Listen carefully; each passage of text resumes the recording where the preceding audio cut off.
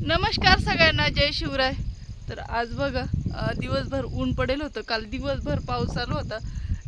काल संध्याकाळी पाऊस उघडला 6 वाजता. तर आज संध्याकाळी औषध फवारणीसाठी आलो होतो ट्रॅक्टर घेऊन. इकडे ट्रॅक्टर लावलो आहे आणि म्हटलं चला तुम्हाला डाळिंब पण दाखव आणि माहिती पण द्यावं थोडीशी. तर मित्रांनो नमस्कार. आज वातावरण बऱ्यापैकी क्लिअर आहे. 15 तारखेपर्यंत आता वातावरण क्लिअर सांगतंय. मधून मधून पाऊस चालू आहे, पण मग इतर कालच्या याच्यापर्यंत आणि आता त्याच्यात भरपूर फरक पडला. त्याच्यामुळं आता स्प्रे आपण आता एक घेतला, काल संध्याकाळी पण एक घेतला होता. तर आता जवळ आली आहे आपलं पण हे हार्वेस्टिंग. 15 ऑगस्ट नंतर किंवा त्याच्या आत थोड्याफार प्रमाणात आपण बाग हार्वेस्ट करून घेऊ. तर प्रॉब्लेम तर काही नाही, पाऊस वगैरे म्हणजे खूप वातावरण खराब होतं, पण स्प्रे वेळच्या वेळ गेल्यामुळं बागावरती काही तशा प्रकारचा काही प्रॉब्लेम येत नाही. तर प्रॉब्लेम तर काही वाटत नाही. तर आता हे तुम्ही समोर बघू शकता. तर थोड्याफार प्रमाणात ते काटे वगैरे घसलेले होते, तर त्याचे डाग राहून गेले, पण तो काही लई मोठा प्रॉब्लेम नाही.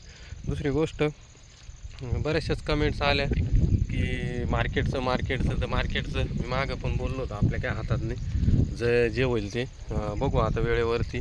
कारण की माल द्यायला आल्यानंतर आपल्याला तो द्यायचा आहे, ठेवता तर काही येणार नाही. त्याच्यामुळं आपल्याला आल्यानंतर माल द्यावाच लागणार आहे. दुसरी गोष्ट, त्या नवीन लागवडीबद्दल पण बऱ्याचशाच कमेंट्स आल्या की नवीन लागवड खूप झाली, त्याच्यामुळं मार्केट वगैरे कमी राहील. तर ज्यांना लावायचं त्यांनी हा विचार करायचाच नाही. अशा पद्धतीने जर समोर तुम्ही झाड बघता, एका झाडावरती एवढा माल आहे, अशा पद्धतीचा माल आला, किती पण मार्केट कमी झालं, कसा पण हिशोब लावला तरी 100% इतर पिकांपेक्षा डाळिंब हे 100% आपल्याला परवडणार आहे. त्याच्यामुळे तो विचार करायचा नाही. कारण की जेवढे लागवड नवीन होते तेवढे जुन्या लागवडीचे म्हणजे तेवढे बाग तुटतं, पण त्याच्यामुळे ते गणित जवळपास कुठंतरी मॅच होतं. त्याच्यामुळे त्या गोष्टीचा विचार करायचा. हा ठीक आहे, जिथं तुम्हाला 2-4 एकर लावायची असेल तिथं एखादा एकर का आहे ना आपण डाळिंब लावलं पाहिजे. हे बघा, अशा पद्धतीची क्वालिटी असल्यानंतर मार्केट कमी जरी झालं, क्वांटिटी निघाली तरी अडचण येत नाही. तर पहिल्याच वर्षाचे झाड आहे, माल आपण दाबून पकडला होता. कारण की झाडांची आपल्यावाली हे म्हणजे खोड वगैरे बरंच तयार झालं होतं. त्याच्यामुळं माल आपण काही थोडा पकडला नाही. एक कॅरेटच्या पुढंच माल समोर बघताय तुम्ही, 1 कॅरेटच्या पुढंच माल आपला निघेल. सिंगल खोड आहे. तर अशा पद्धतीने आता आपलं काम चालू आहे. जर लावायचं असं बिंदास लावा, थोडं कमी क्वांटिटीत लावा, एकट्यात थोडं याच्याकडे लक्ष देऊ आणि चांगल्या पद्धतीनं मला तयार करा. झाडं वगैरे तयार होऊ द्या, एकदम लवकर झाडायची. मी भरपूर व्हिडिओ सांगू राहिलो की लगेच घाई करू नका. झाडायची झाडं एकदम मजबूत झाली तर अशा घाणेरड्या वातावरणात सुद्धा झाडं तुमची टिकून राहते किंवा फळं टिकून राहते. कारण की झाड निरोगी असलं का फळांना अडचण येत नाही. तर अशा पद्धतीने व्यवस्थित झाडं तयार करा, फळकाडी व्यवस्थित तयार करा. तुम्ही समोरचा माल बघू शकता, साईज बघू शकता. तर प्रॉब्लेम कुठल्याही प्रकारचा वाटत नाही. एवढं खराब वातावरण आहे, तरी आता वातावरण क्लिअर झालं आहे. तर आपण आता परत त्यांना स्लरी वगैरे जे आता ती स्लरी तुम्हाला दाखवतो कशा पद्धतीने बनवली. स्लरी वगैरे आपण सोडायला चालू करू शकतो. आता हे समोरचं फळ तुम्ही बघू शकता, 1 नंबर साईज त्या फळाची दिसते. तर अशा पद्धतीने बरेचसेच फळं आहे. जशी जशी सेटिंग होत गेली तशी साईज आहे, त्या पद्धतीनेच आपण हार्वेस्ट करणार आहे. सुरुवातीला जे फळं सेट झाली त्या फळांची आपण हार्वेस्टिंग करणार आहे. अशा पद्धतीने काहीच माहिती नव्हतं आम्हाला, पण कसं करायचं काय करायचं माहिती होती. पहिल्याच वर्षी अशा पद्धतीचं आपलं प्रत्येक झाड 475 झाडं बसले, 5 झाडं काढायचे वगैरे सोडले, म्हणजे त्यांना पण माल नाही असं नाही. थोडंफार 470 झाडाला एकसारखा माल आहे. कुठंच असं कमी जास्त किंवा नाही. जिथं थोडा माल कमी तिथं साईज जास्त आहे, जिथं माल जास्त आहे तिथं थोडी साईज कमी, म्हणजे ती क्वांटिटी ते मॅच होऊन जाणार. अशा पद्धतीने आता आपलं हे आता याच्यानंतर तुम्ही शेड वगैरे सगळे बघताय. तर याला पण जोड व्यवसाय आपल्याला पाहिजे. पहिल्यापासून सांगत आलो, शेतीला जोड व्यवसाय पण पाहिजे.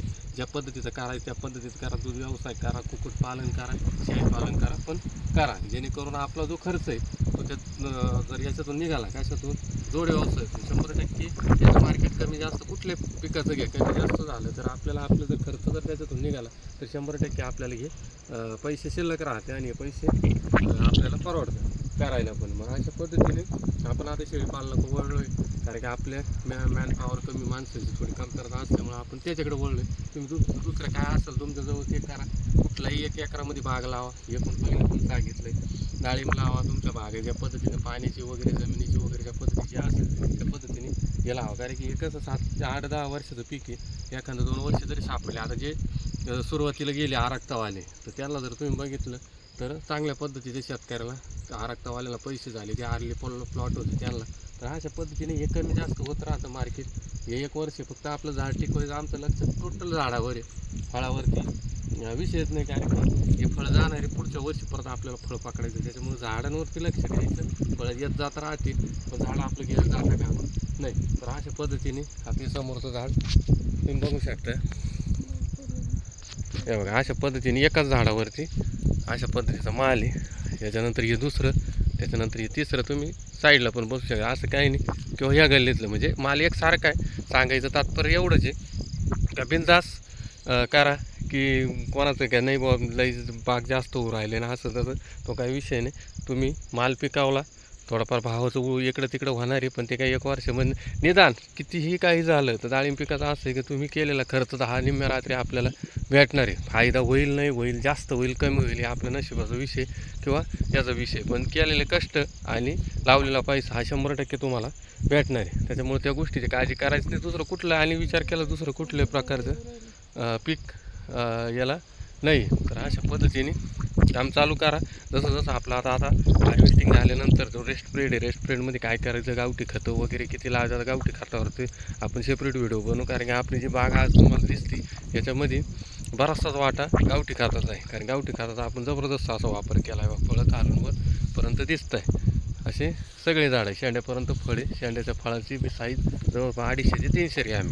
तर अशा पद्धतीने आता हे चालू केलं. त्याच पद्धतीने शेळीपालनाचं पण हळूहळू आता वातावरण एवढं म्हणजे क्लिअर नाही, चाराचं व्यवस्थापन करून शेड वगैरे आपले भरपूर प्रमाणात मोठे, तर त्याचं पण आपण हळूहळू पद्धतीने आपण तयार करणार आहे. निदान एवढं जरी झालं का वर्षातून आपल्या डाळिंबाचा जरी खर्च शेळीपालनातून निघाला का, औषध खर्च जो इथरेल मारल्यापासून तर पूर्ण बाग हार्वेस्ट होईपर्यंत जरी त्याच्यातून निघाला, तरी आपल्याला थोडा जरी भाव कमी जास्त भेटला तरी आपल्याला 100% परवडतं. अशा पद्धतीचं हे जोड व्यवसाय यासाठी गरजेचं आहे. तर चला, स्प्रे वगैरे मारून झाला. खाली जर बघितलं तर आता जबरदस्त असं चिखल वगैरे झाला आहे, पण ट्रॅक्टर असल्यामुळं प्रॉब्लेम येत नाही स्प्रे मारायला. कमी वेळेमध्ये स्प्रे व्यवस्थित बसून जातो.